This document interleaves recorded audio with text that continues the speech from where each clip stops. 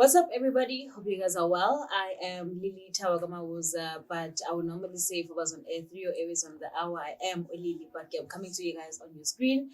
I'm still Ulili. Good morning if you're watching this in the morning. If you're watching this in the afternoon, good afternoon. If you're watching this in the evening, good evening. But we are shooting this thing at night. By this is our podcast called The Rising Sunshine here at our secret location. And today I'm not coming in there, or rather with me as the main host. I am coming with a flamboyant and a star in rising on Thokozani Mthembu. I'm going to give her the full pedestal for her to give out a shout out to her and basically introduce yourself. But also behind the scenes we have Aphiwe Xanti, who's the sound guy and tech guy. He's also going to be our ghost boy. So tune in for more. But before anything else, let's just give the mic and everything to Thokozani. Please introduce yourself. Hi guys, as Lilitha has said, my name is Thokozani Mthembu, and welcome to our podcast named Rise and Shine. Yeah. Wait, how do you feel about the term of our podcast? It is the rising sunshine. Even I can't, fully. I thought it was Rise and Shine because yes, sasa. Okay. Yeah, but how do you feel about it? It's called the Rising Sunshine. Rising Sunshine. Yeah. Yeah. Oh my God. Why did you have to do direct translation? But anyways, yeah, man. How have you been? How are you? I've been good. Yeah. It's been an okay start of the week. Okay. So the week has been fine. I think now going to take it's not that bad. I've been taking a lot of jobs though. Girl. And I'm mad at myself because how much time do you have? I don't have time. Okay. I'm mad at myself because I did say, this semester I'm not taking any new jobs. I'm not doing anything. Don't do anything. It's books and that's it. Do you think it's the workaholic in you? Yes, because it's back. Yeah. And I'm here. And you feel like you have a lot of time. Yeah. Hopefully you're here to stay. Hopefully you like what I'm doing. Oh my God. Don't do that to us. Anyways, moving along. On today's episode, we're thinking on, since it's back, it's in August, it's Women's Month. Mm-hmm. I mean, dude, there's a lot of things that have been happening throughout this month. And I think, and what is on top of my brain right now, it is this case in Gauteng. I'm not sure when Gauteng, I think it's around the park. I stand to be great, but we'll ask our ghost boy to check there. There's a case where a kid was allegedly raped and killed by her father. And it's been, everywhere I go, news channels, radio, everywhere I turn, it's just in my face.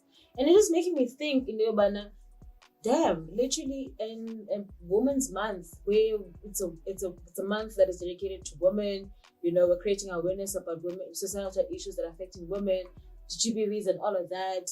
And this is happening right now where a kid is allegedly raped and killed by her father. And apparently the mom knows. And I don't know, man. For me, it felt overwhelming. It just, I don't know, it rubbed the wrong way. Obviously, this is a crime.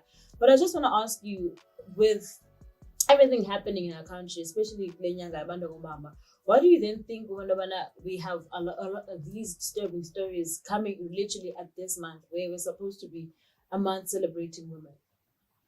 I think, as you have said, and it's very important to celebrate our women and also keep our women safe. And it's very important for government, the police, and the community to acknowledge the fact that GBV, femicide, and all these dangers and things and violences that happen against women are now actually increasing.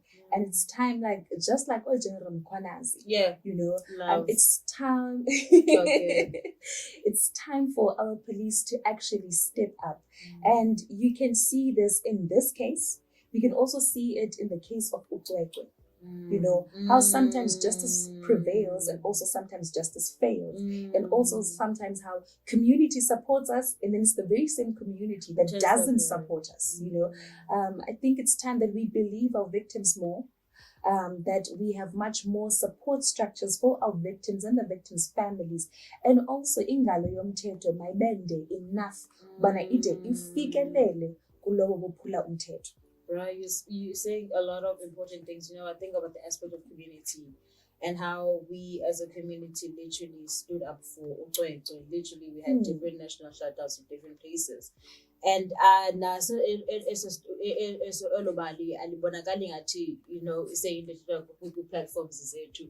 I tend to think case but recently I heard that the principal, the one that was also part of the alleged perpetrators in this whole case, we were resigned. I don't know if resigned, but I think the school either he resigned or he was let go somewhere along the lines. But I think there's some ties into the case, but as even needs, I think that's also my frustration about not news outlet, but ingalo yomthetho, like you say, is that man. It's at when it's viral into our eyes of the eyes of the public people, it, you know, gains so much momentum. But as soon as like on to the next thing, then as he has and I feel like in this case, right now it is still fresh, still new, so everybody's just on high alert. And I think when we're on high alert is that allegedly the mother knew. So imagine this, a daughter that was allegedly raped and killed by her father, the mom also knew. What does it say in actual fact? Do you think the gender-based violence, the violence, femicide, like you said it, to some extent, do you think is awuphela if also women are contributing to this quote-unquote violence against women and children? And it's a matter of not only is it women that contributed, the small number of women that contribute to it, but also the men that contribute to it, and also the community that contributes to it. Even you and I contribute to it when we don't raise enough awareness, where we don't make noise. And I'll take you back to East London. So East London is a very dangerous place if you are a woman. And I'll give you events that have happened. Wait, can you testify, Ghost Boy, because you're from East London? Can you testify?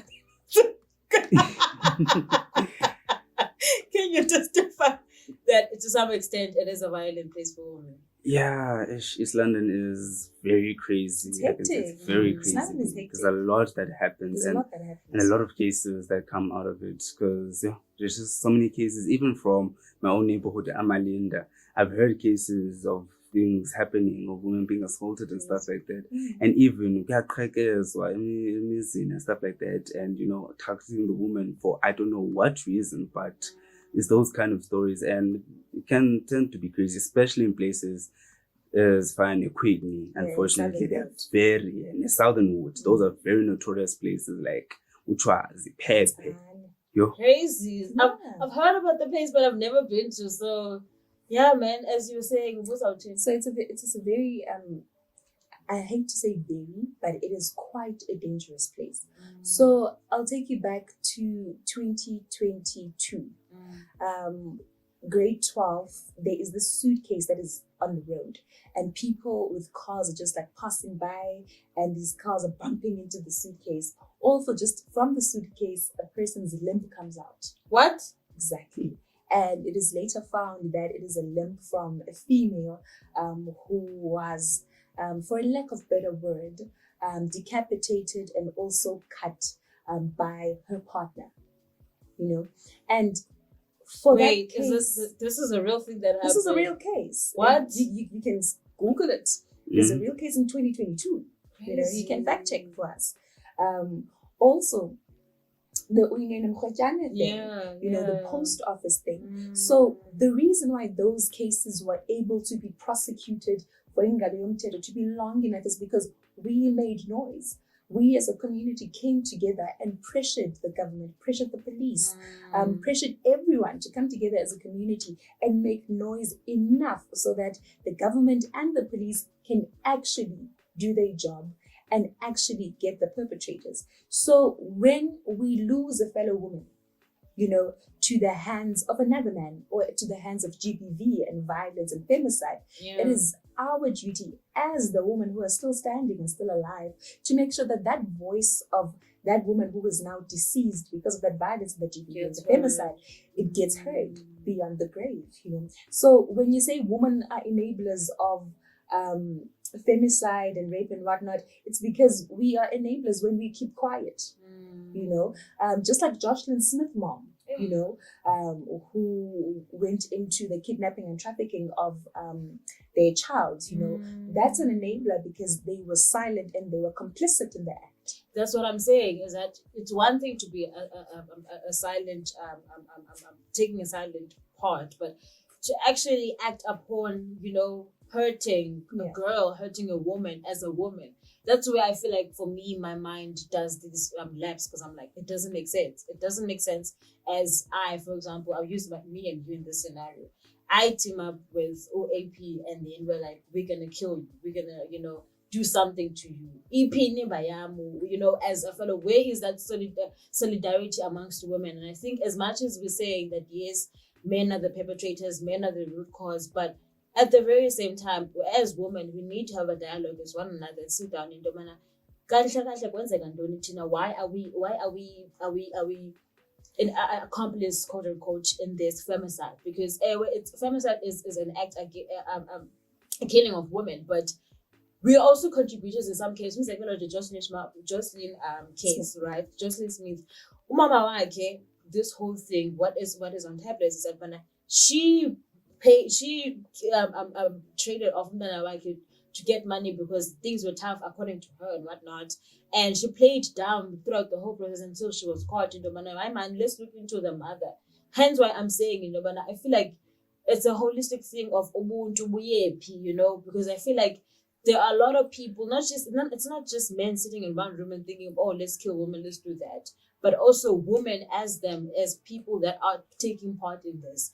As a young girl now, what would be your thoughts around that? Women being part of this ongoing thing in terms of GBV? I think that's a very tough one, but also let's also investigate the circumstances that push these women to be in such positions, you know.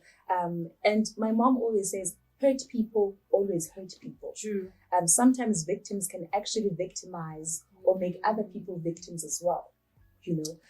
So not to be at a point where I am speaking for them and I am defending them, but also I'm at a point where, just like we say, let's rehabilitate these men who kill our women. Let's try to help them see wrong. Let's try to imprison them so that they become better people, stuff like that. Yeah. I feel as though the same should be said in the same breath for women as well, who find themselves complicit in these matters of GBV and femicide. What has then put you into this position to be complicit in the killing of your daughter, to be complicit in the trading off or trafficking of your son or your child or your daughter, you know? And I think it's very important so that we investigate and see, are these women also victims of the same thing? Because I will tell you this, in East London, most of the cartels or most of the rings that to be prostitutes or to sell their bodies, or in this culture of sugar daddies and everything, it's other women who actually are the ones who invite these other girls. And I use invite very loosely because they entice them, they actually persuade them, roughly so, into the lifestyle, you know. So the ones who are actually pimps, so the pimping, who do the pimping, are actually fellow women doing it for a much more now executive or senior pimper who is going to be the guy. You know, what has then now put this woman into such a position to want to destroy the futures of young girls? It's crazy. Because now that you think about it, I wouldn't say it's an excuse, but then it's a valid point, because, you know, it goes back to what you're saying about hurt people. And I guess it gives an explanation as to why women do that. But as a way of kind of like finding a solution, what would you then say, as you, if maybe let's say you're president, right? Because presidents are the ultimate people. The country would burn. Okay. Let's not burn the country. Let's not burn the country. But if you had the means of power and some sort of power, what exercise or what measures would you take in matter of in terms of femicide and the killing of women and children, just in general?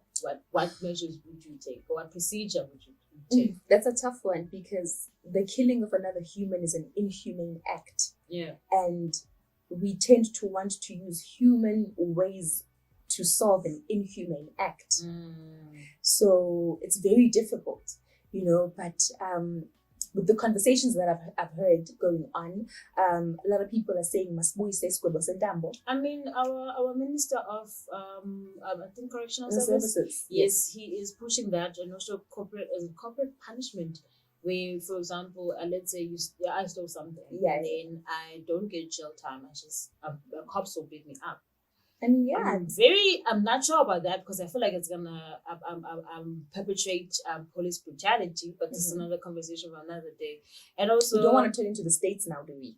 We don't, because now it's gonna be a simple thing that now you're not actually doing the act, but you were suspected that you might be a thug or whatever, and they just have the right to beat you. And then also they're talking about the effects, the manner of which that prisoners now have to also do their own things, like in terms of like impahla zabo bayazenza ngokwabo and whatever. Yes, I think it's a good thing. I think when I think of prison, I don't see it as a correctional service or rehabilitation facility, because of how these people are entitled of what they were given by the state, by the taxes, people's money, and it's more of like a recruitment. So, and I think what he's coming with, I agree with it to some extent, except for the corporate part of it. But essentially, I get what you're saying, and I think if I was in head of state and as somebody who in charge in this thing, also I have to be cognizant of what government is doing, in terms of because government is basically the highest ruler, the ones that regulate in terms of military constitution. There's a lot of things that I will have to tap into and look into, because there are a lot of things, factors that contribute to GBV. I don't like using the term GBV. I use the word femicide. There's poverty, there is mental issues, and there's a lot of factors that contribute to an unstable household where commonly women, husbands hit their wives and their children because of situations as in Zagayo. Societally, what men are expected to do, men are not expected to be emotional beings, and so now they have an outlet to choose with and now when they have this outlet, they act some sort of way, and then things happen, So, man, on a lighter note, let's just quickly, I think I would say move on from that. I don't know if you watched this video of a woman who was teaching their grade 1 learn. It's a teacher who was singing this song. I think I have it on my phone. Was it the one for body parts? Yes, the one for body parts. Yes, I came across it. Let's give a context of people that don't know what the video I'm talking about. So the lady is, I'm gonna try and switch. It's, I think, Gilda. Is it Gilda? Am I saying it correctly? I think it's Gilda. Okay. That's the girl. It's a Namibian teacher, grade 1 teacher, and she basically took it on TikTok to do this song that basically no one should touch, whatever. And I took it and I sent it to my mom, and I said to her, because I have a 5-year-old sister, that they should incorporate this at my sister's school. And the reason I was saying this is that, guys, there's a lot of things that are happening in our country. Like, going back to the Toto case, right? And I feel like if there was these type of videos where children are taught in a playful manner, if no one should touch their part, no one should squeeze this, go and tell, I think it wouldn't have went to a position where now a parent had to find out through physical medical examination that Ndanawanke has been assaulted, and to a point where now umdana but and it made me think of how a lot of the backlash that basically Usisi got, people were making fun of the video and whatnot. But I just want to get your thoughts in terms of as a young person, right? Do you think le video the teacher, was she doing a good initiative by Ghostboy? Don't do this. So sorry. Sorry about that. But do you think this was a good initiative for this teacher to actually do this and teach abantwana and no one should touch a certain part of their body, and incorporate, because her justification is that she wishes that she was taught this in school. This could have helped in a lot of milky ways of tricky situations where that happened in school and whatnot. But when you saw it, what was your thought, basically? I felt so. A lot of people on social media were like, "She's being aggressive." Yes. They were throwing that word a lot, and I was like, it's very important for her to be aggressive, so that the child can also be aggressive. Because I'll take you back to my primary school. We used to be taught about a thing called a space bubble, that no one is allowed to be in a space bubble without asking.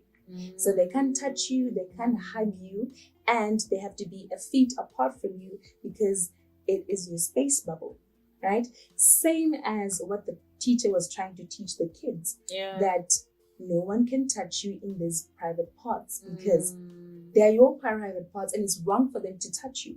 And conversations such as that, where it could have really helped if this could be something that is incorporated into our syllabus and our curriculum. And I do think it's incorporated, but I don't think there is much emphasis on it. And I feel like that emphasis is very, very important. You know, also with naming things, you know, these are boobs, you know, these are private parts, these are parts that are private because they are to be seen by you and you only, and not to be touched by anyone else without your permission.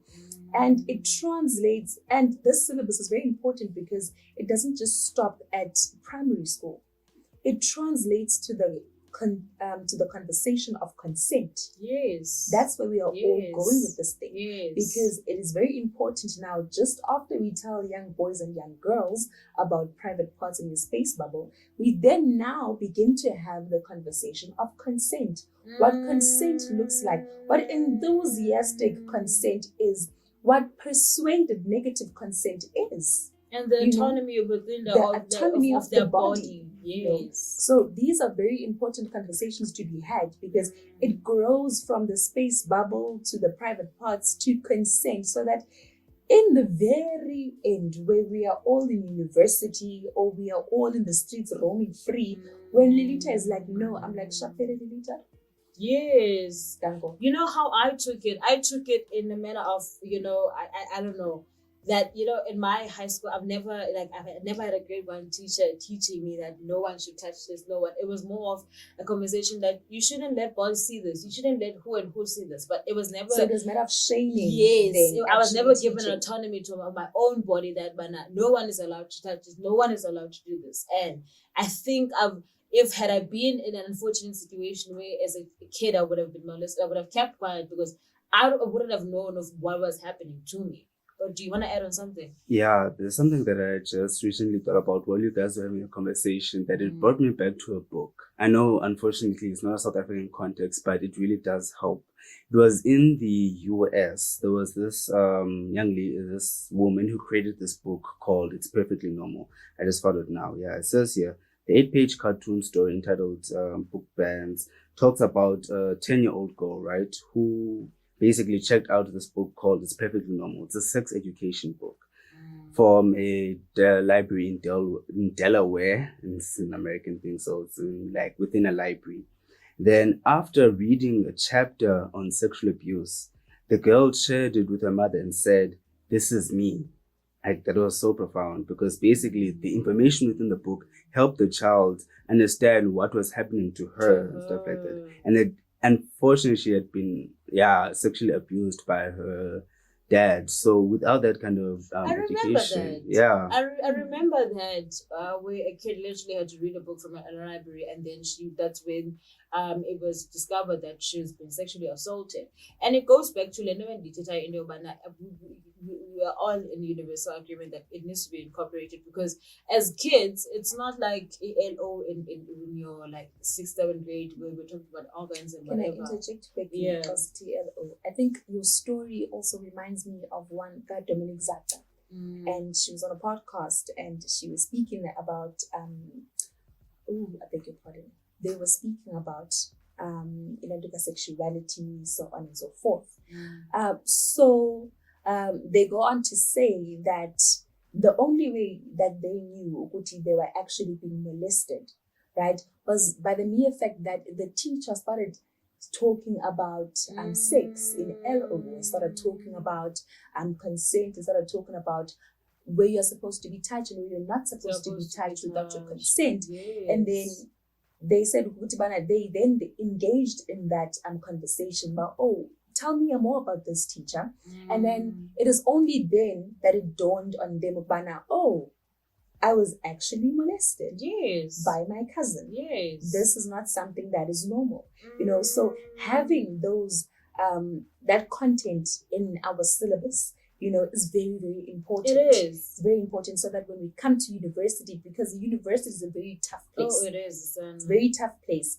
Xa uphuma nentombazana egroove and you can see ukuthi she's drunk, there is absolutely no need to go home with her.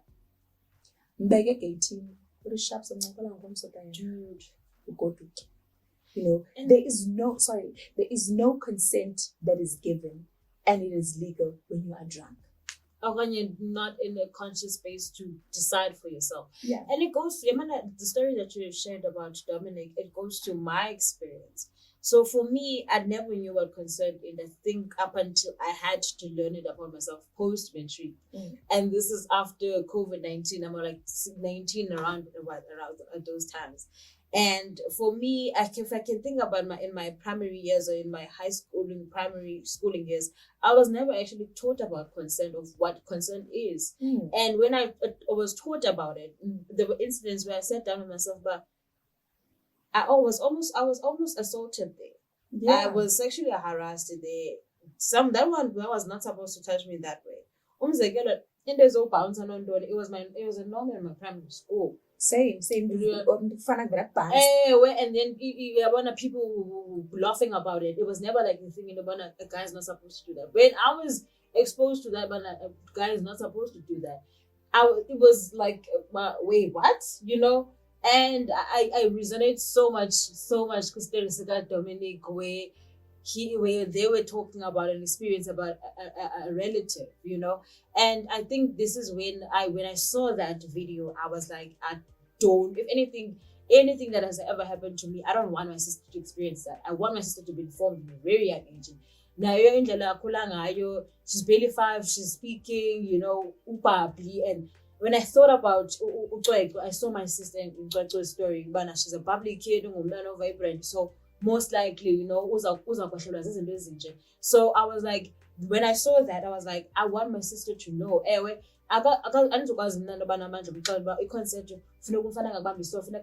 because she's 5-year-old.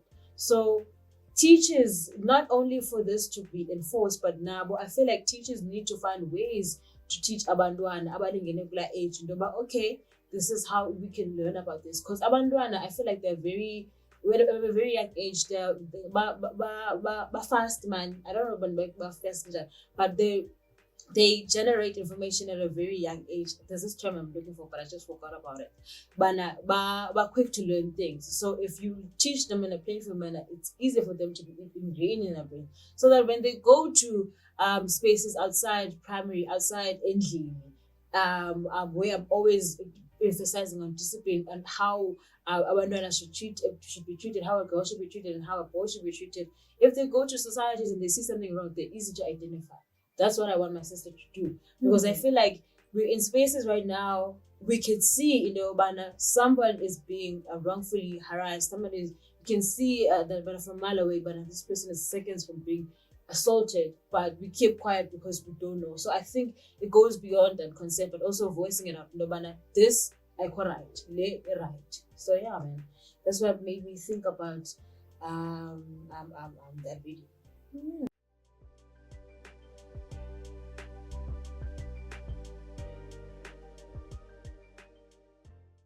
Welcome back, guys. You guys are still tuning into Rising Sunshine. Our podcast year 2 Rising Sunshine. That is the term of our podcast.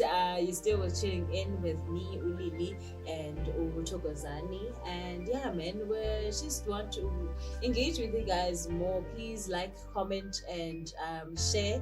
And subscribe. Yes, because we're gonna be on YouTube soon. So please subscribe, share, like. Do the most. We're just Yankees, but begging. Please, don't. We don't want to put the big names when we're doing post-production. We don't want to crash out like Burama. Yes, we don't want to crash out and like, why don't you like our Content. I'm a likes. Please like. Anyways, Thokozani, we were talking about birth rate declining. Yes. Since we're missing about being and we're both in our early 20s, should we say clock it and be on some when it comes to this? Look at you! If you don't know TikTok, then you don't know what we do. When my sister sees this, she's gonna literally pause out. What? Why would you say that? Now, like my siblings are quite young, so they love TikTok. So they always try to engage me in TikTok challenges and stuff like that. And you're like, what? Going back to your question, I love it. Birth rate, pregnancy rate in teenagers and young women, also below 20 and also below 30 are declining. You know, birth rates, pregnancy rates are declining. Single parents now are actually buying more properties, you know, buying more cars, and basically, yebo. Yes, yebo bakithi. I mean, yeah, man. Listen, when a guy says to me, look away. That's a threat to me. I block and delete. What do you mean? What do you mean? And threatnisha and songela. Wanna marry you at this young age? Because now you wanna and marry, listen, you wanna have children. No. So these two young ladies from our varsity here at Rhodes actually got married. Crazy. And they are twins, and they got married to the same man. I was about to ask that, but are they married to a separate guy or the same guy? No, the same guy. And so they are also, I think, they're 20, if not 19.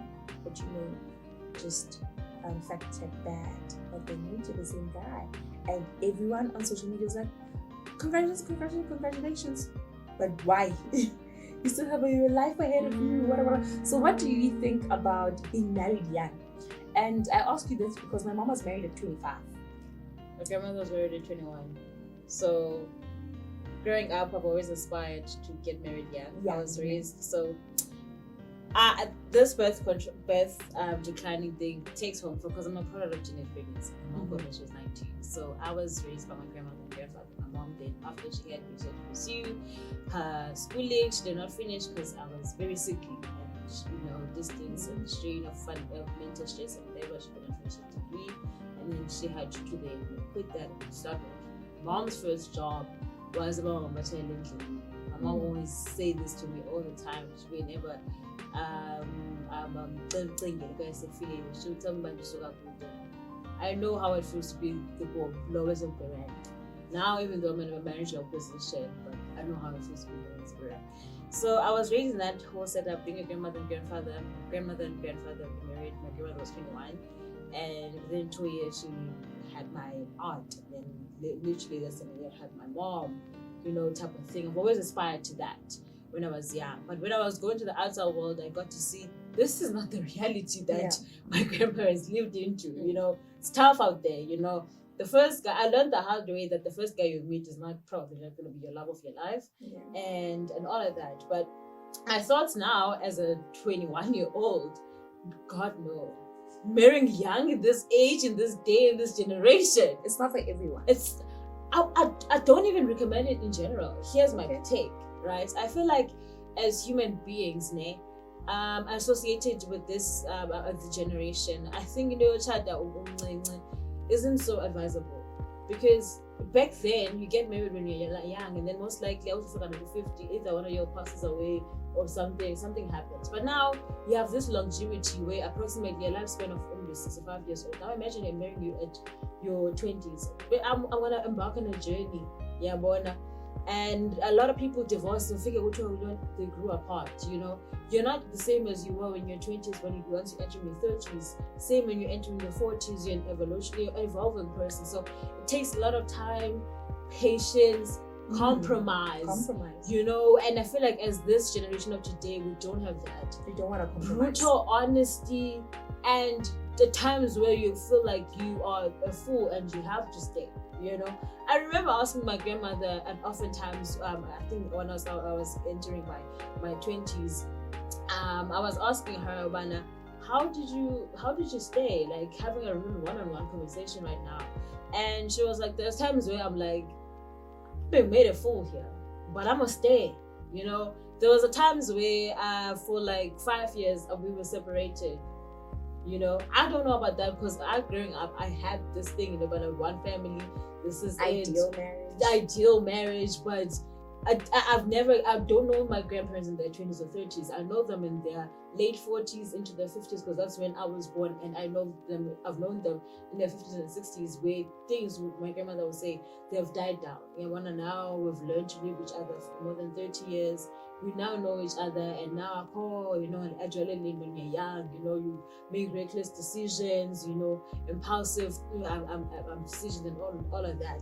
So it made me realize that when you get married young, you sort of kind of lose your autonomy as you, not as a human being, but as where you're like, I'm not here, I want to do this, I want to do that, I want to do something alone by myself, you know.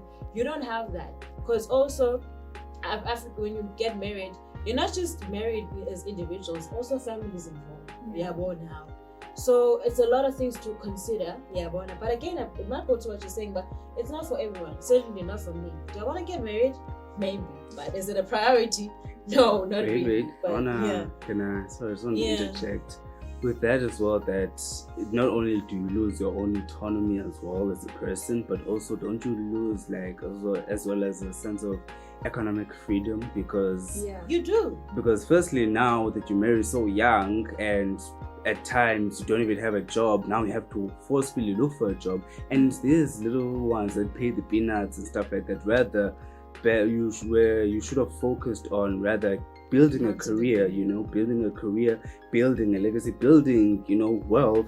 By the time that you're ready to have children, you're able to provide for them, because unfortunately a lot of young people who also marry and have kids young have to now look for jobs, have to look for piece jobs here and there just to support their child. And your amount are expensive. Yes, my pampers. No. But so I'll make you guys an example of my vision, or like my thoughts on marriage. And so my parents have been together since varsity. Right? Yeah. Since varsity, they met at what is now known as NMU, but back then was UPE, the University of Port Elizabeth. And they got there, and then the first year they got together, they've been together ever since. So they would be celebrating 25 years together. Crazy. Yeah, 25, 26 years together this year. It's a bit murky because they don't know when they really met. It's been such a long one time, of those, yeah. You know, but my parents, in that 25 years, they've only had, I think, 10 years as people who lived in one house.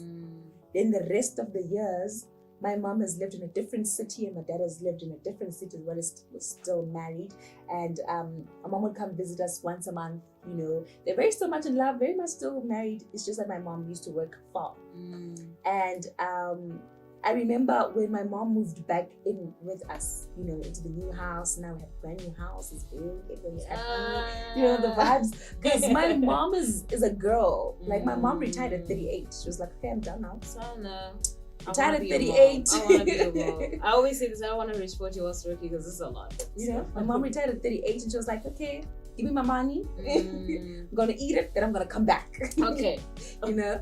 So it was watching these two people who are now different individuals, you know, since the last time they lived together. Because the last time they lived together was in 2009. Now it's been a while. 2019. Oh, it's been a while. You know? And now they're actually going to be living together. You know, no longer now one weekend or during holidays or September. The spontaneous visit after now. It's been a while. You know, it's an everyday type of thing. And you could see, Bana, these people actually don't know one another. You know, they've grown apart in these 10 years. And now it's a matter of finding one another again. Now, when you find one another in a marriage, you find one another financially, emotionally, physically, mentally, in all the alleys that you can think about. Because now, you didn't know one of this person in the 10 years that I've not been here actually leaves his socks in the microwave. I haven't been with him for that long. Yeah. You know. But then it takes a different type of strength for people to actually be able to live with one another and find themselves again. And that type of patience that I witnessed in my parents, I don't think that this younger generation has. I was gonna go to that. Do you think we have that? We don't. The moment now you don't call me back, I'm on the moment you're not texting me, what do you mean? The moment you are not replying as fast as I want you. In fact, I can't type and now I type. Message you type me. Because I don't get it. Why am I typing? Like, Nandifuna, Ibe Blue immediately texted me, Linda. And you're like patiently like, oh my God, same. You know, the text. Is it because of like the way you're saying it? Isn't it because of like how, since we live in this technological world and stuff like that, and with the invention of, let's say, social media and TikTok, YouTube, whatever, YouTube Shorts, that our attention spans are short, but what could be the theory that maybe they're also shorter within our social lives as well? Because now you can't wait, unlike our parents back in the day where, like, you know, marriage took time or whatever. Now your attention span is everywhere. Number one, we're busy, we're doing so many things. At the same time, your attention span is short. So now you're not even be able to give the other person a chance or the necessary attention that they have, because it's short. You want that blue tick like RN right now in 0.2 milliseconds. That person must reply back to you. Imagine. So, you know. And our grandmothers used to have our grandfathers going to a mine. Yeah. You know, and send a letter every 3 months. Once in a while. Yeah, when it's a mother goes to say, but Dobekaya, you know, Disatanda. You know, I have this crazy theory. Excuse my French. I don't think our grandmother or great grandparents were waiting for that. I have a theory that, but hi, man, what kind of photo why you are painting somewhere somehow. Okay. I don't think we're a generation that just came up with lack of patience. I think it's just that, you know, we're verbal about it. But I'm not gonna take this BS. I'm not gonna do this and this and this and that. I think our past generation was more off by as a feature, and that this is just my theory. I don't think a theory is too off because inversely, I witnessed it in the males who would go to the mines. They would come back with 3-4 children from a woman that they were with in the mines. Yes. You know, and wena nomzi okanye wena mission, you know, sakhele, you'd have to accept these kids because it's and there's nothing you're gonna do about it. I think with the woman back in the community who are not in the mine, for them I think it would have been difficult because everyone is looking at you because you know, so yeah, you know, so and unfortunately you have your kids around because it's not today's age where you're just gonna go to his apartment. You know, okay, no, it's just my female. Go female. Do they have female and male besties? So I think culture is much more enforced back at home in the rurals, and then in the mines it was just like silapha ngoku apha edolophini ezinto ezihlala edolophini ezihlala elalini. So I think it was that. I think it was very much the other way around because I don't remember there being a time where kuthiwa hayi ngumntana kamama lona, you know, hayi ngumntana kamama notata ngumntana kamama. And it would only be umntana kamama only if it was previously before the marriage. I don't remember a time, even with the grandparents that are still in my rural village as well. I don't remember a time where they had kids within the marriage, but outside of the marriage. Unless you'll be surprised. These girls I actually hide. I hang out with a lot. I've hanged out with a lot of grandmothers, and this is the talk that when they say something about a knife, you hold it, you know, something along those like dude, it's not a myth when they say a mom knows who the father of the kid is. The women were very sly, man, when they were doing these things. I feel like, look, I'm about to take out a family secret, but. And Ujongile Ghost? Thank you very much. My man. But what I'm trying to tell you guys, that women literally had affairs. If you look at, this is what I've always wondered, you know, but India, where my truly original inherent root comes from, my lineage, and you'll find out, you know, but I'm not even a real Mahuza at this point. But I'm using Mahuza. But I'm going back to what you guys. I've had conversations with grannies. The first grandchild. They have these conversations. Type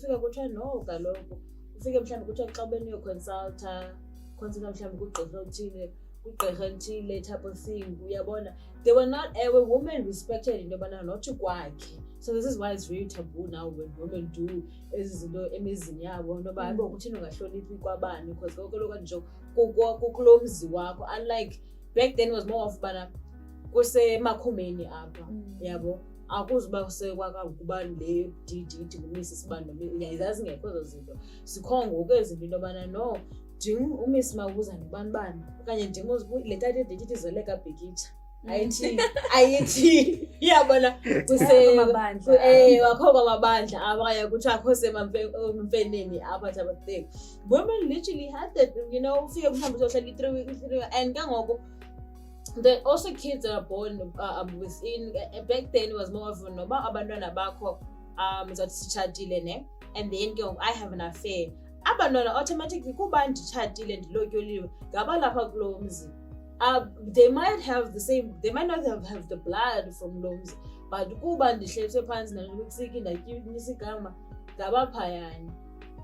You know, but it shows in Nobana we have as we might have in Nobana we're closer people, but it shows how different the perspectives are as into and how things, you know, were exposed to them. But Kume was more of oh my god, this has happened. But it just showed how women were totally different from them for that time and now how women are this time. Back then it was more of like women were constrained, women were suppressed, they could not say, they were very submissive and whatnot. Now we have us, we are very loud.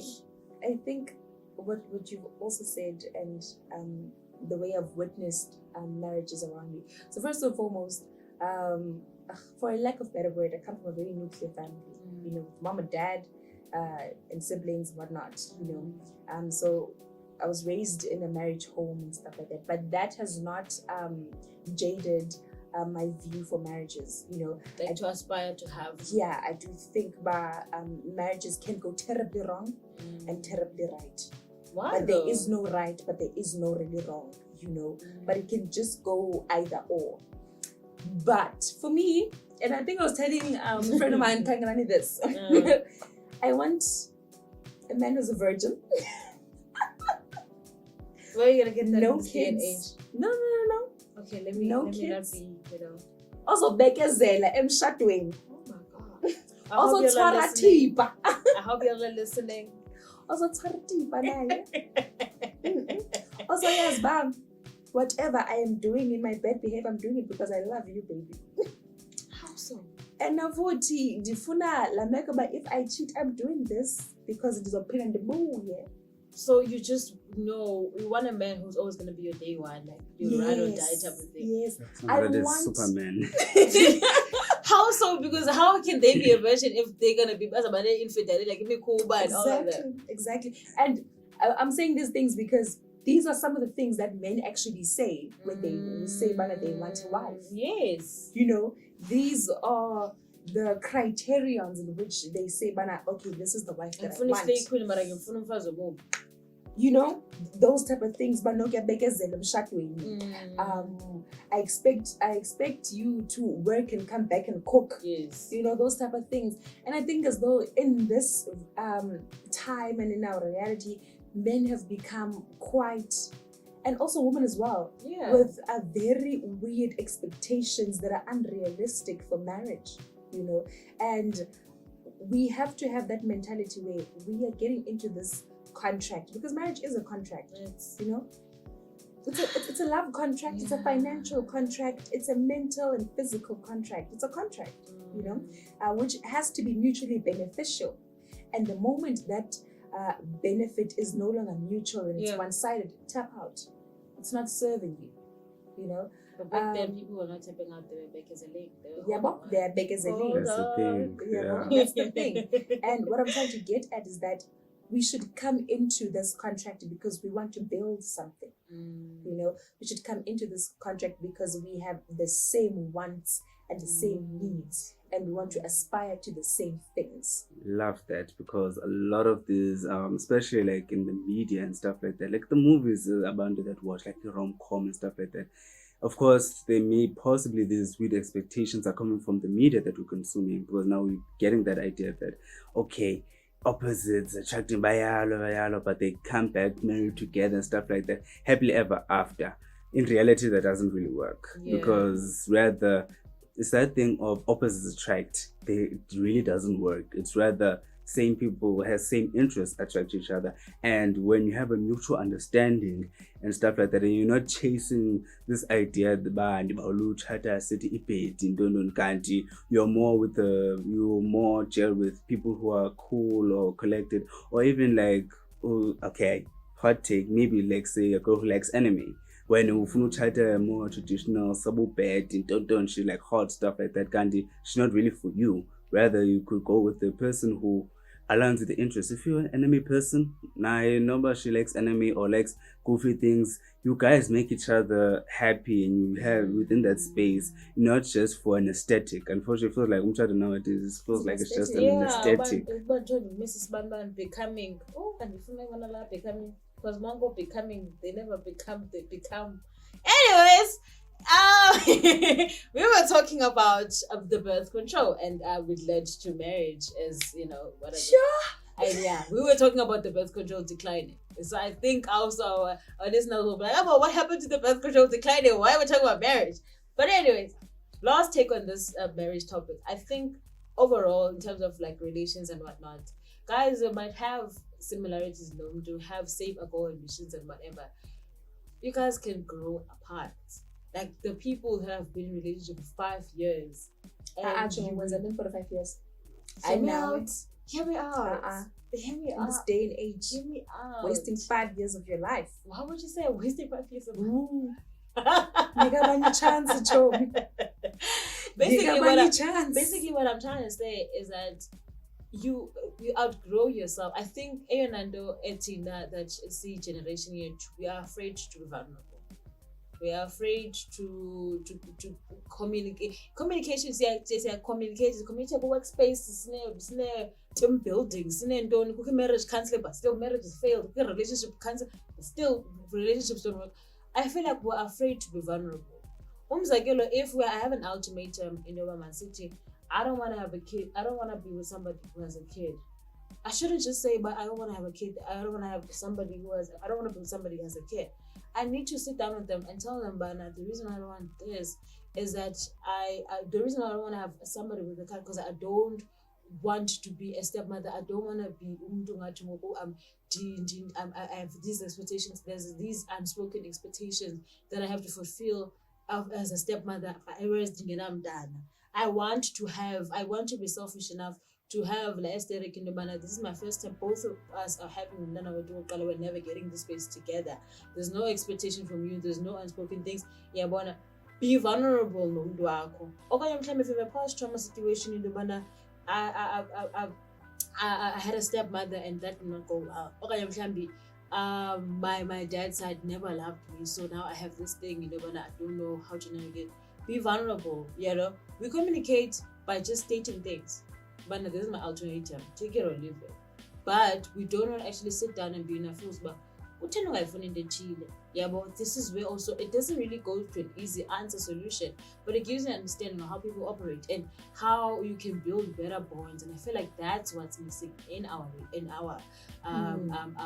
generation, and we often mistake that for taking bullshit. Okay, now is on whereas but I think when you're vulnerable, this is when you're like, okay, thank you for sharing that with me, but I can't put myself into that. I can't offer those services for you. Then we break things off amicably. That's why I feel like that's what's missing for me. But back to the chat of birth control, I'm happy. I'm proud of the girls. I'm part of the girls.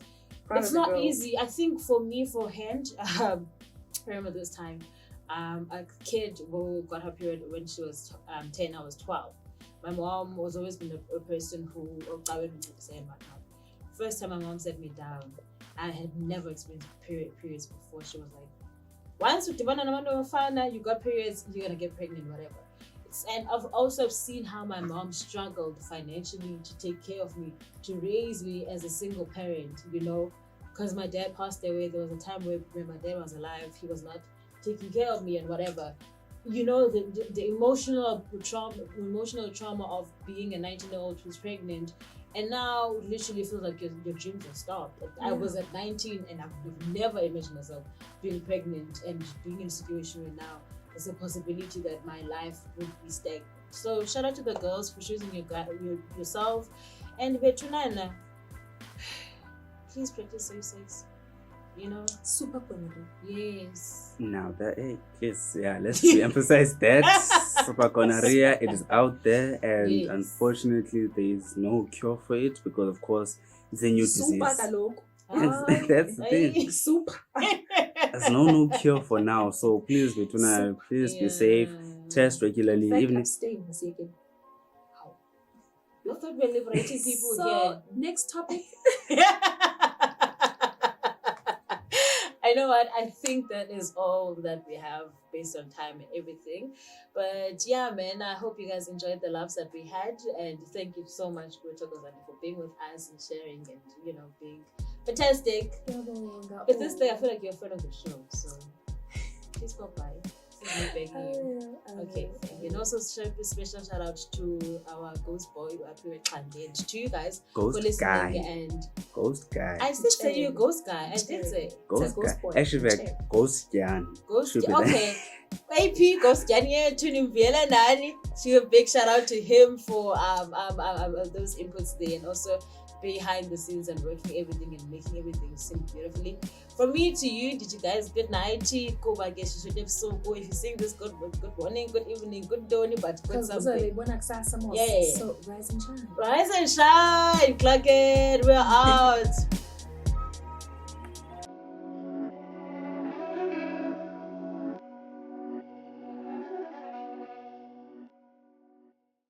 Right, that is on.